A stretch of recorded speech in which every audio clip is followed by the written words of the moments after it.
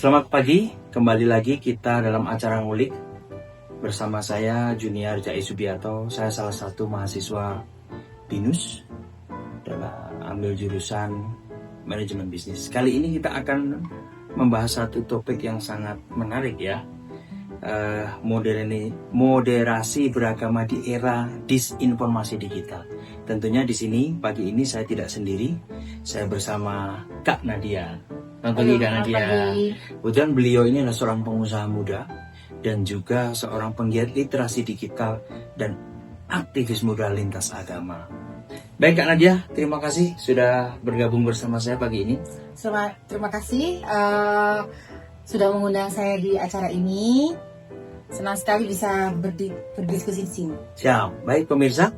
Langsung saja kita ke topik kita ya. Jadi berdasarkan pengamatan Anda Kak Nadia, seberapa gawat sebenarnya penyebaran disinformasi atau hoax yang berbau agama di platform-platform yang ada di sekitar kita saat ini seperti Facebook, ada YouTube, TikTok, Instagram. Gimana Kak Nadia? Baik, kalau menurut saya perkembangan hoax itu sangat gawat. Ya, banyak banget misinformasi dan dimanfaatkan oleh sebagian orang-orang untuk menyebarkan sesuatu yang akhirnya menuju ke kebencian terhadap kelompok tertentu, dan itu sekarang lagi marak banget dan hampir di semua platform itu banyak sekali konten-konten yang nyerempet ke akhirnya menimbulkan hoax di masyarakat, dan itu sangat menyesatkan sehingga itu menjadi keresahan kita bersama karena akan sangat sulit sekali untuk menghentikan hoax-hoax itu kalau benar-benar dari kita sendiri tidak ikut mengantisipasi seperti itu. Jadi yang menyebarkan banyak, yang meretweet atau menyebarkan lagi, sebarin lagi itu juga banyak, jadi semakin gawat. Baik ya. Jadi bisa disebut nanti bisa terjadi polarisasi gitu ya. Betul, semakin meluas gitu ya. Baik, mengenai polarisasi tadi, ini yang kemudian menjadi dasar mengapa konsep moderasi beragama itu sangat penting. Menurut Anda, apa makna moderasi beragama dalam konteks Indonesia yang sangat beragam? Kita tahu bahwa kita sangat beragam sekali, Kak Nadia.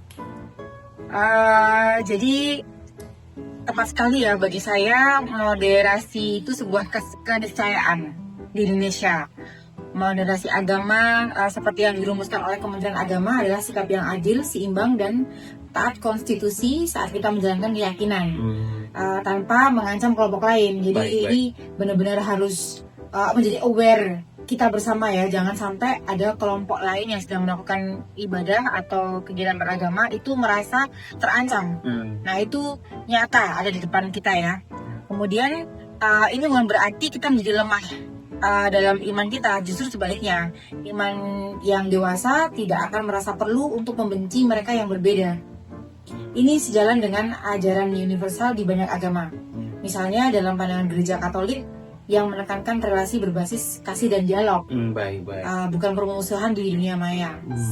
Begitu juga dengan di Islam ya. Di Islam itu bahkan harus mencintai sesama manusia. Hablum minanas itu diatur sekali dalam agama Islam. Jadi hubungan antar manusia dengan manusia, bukan hanya sesama agama, tapi dengan manusia satu dengan manusia yang lain, itu juga di dalam Islam juga diatur, sehingga istilahnya mengganggu kegiatan beragama umat lain itu juga melanggar aturan dalam agama Islam. Ada poin yang menarik, baik kayak dia. Ada poin menarik tadi tentang iman yang dewasa. Namun kenyataan banyak generasi muda yang terpancing konten provokatif, ya. Jadi menurut Anda bagaimana seharusnya generasi muda ini bersikap terhadap dunia digital? Oke, jadi digitalisasi itu sesuatu yang mutlak, yang tidak bisa ditolak atau dibendung lagi. Jadi semua akan terpapar oleh digitalisasi, bahkan ibu-ibu berdaster pun juga digitalisasi kan. Nah, bagaimana menyikapinya berarti harus banyak literasi yang dibaca. Jadi banyak membaca literasi yang sumbernya bisa dari buku.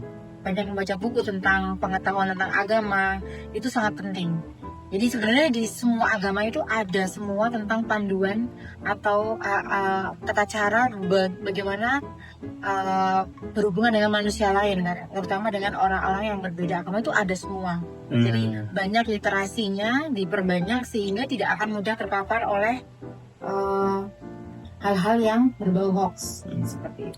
Jadi pada prinsipnya dengan kita menambah literasi itu akan membuka wawasan kita dan akan melihat sesuatu jauh lebih jernih gitu ya. Betul sekali. Oke. Berarti peran aktif anak muda sangat vital. Terakhir, apa harapan Anda untuk ruang digital kita ke depan? Dan bagaimana ini bisa berkontribusi pada pencapaian yang kita sebutkan tadi? Ya, relate dengan jawaban yang sebelumnya bahwa digitalisasi adalah sebuah keniscayaan yang harapannya pemerintah akan lebih aware untuk mengatur batasan-batasan. Tidak hanya menetapkan sebuah peraturan, tapi sosialisasi yang jelas. Kadang peraturan-peraturan itu menjadi pasal karet. Jadi bisa dilakukan oleh kelompok tertentu, tapi mungkin kebal oleh kelompok tertentu. Nah, itu sangat tidak adil. Jadi pemerintah juga berperan penting dalam menjaga keadilan. Kemudian harapan saya ke depannya, generasi-generasi muda ini bisa membangun suasana yang sejuk dalam dunia digital sehingga tidak akan menimbulkan perpecahan. Jadi kita sebagai generasi muda yang akan mengcounter, bukan hanya pemerintah tapi masyarakat juga ikut mengcounter sehingga tidak menjadi meluas perpecahan. Wow, ya. Jadi ini sebuah pandangan yang sangat mencerahkan ya. Jadi kita melawan hoax itu bukan hanya soal teknis ya, tapi ini soal membangun karakter untuk mengcounter hoax itu sendiri. Karena dia ini sangat luar biasa. Iya. Ngulik pagi ini, Oke. teman-teman semuanya. Demikian ngulik pagi ini bersama narasumber Kak Nadia. Semoga bermanfaat. Terima kasih. Selamat pagi. Ciao. Sampai jumpa. Sampai jumpa.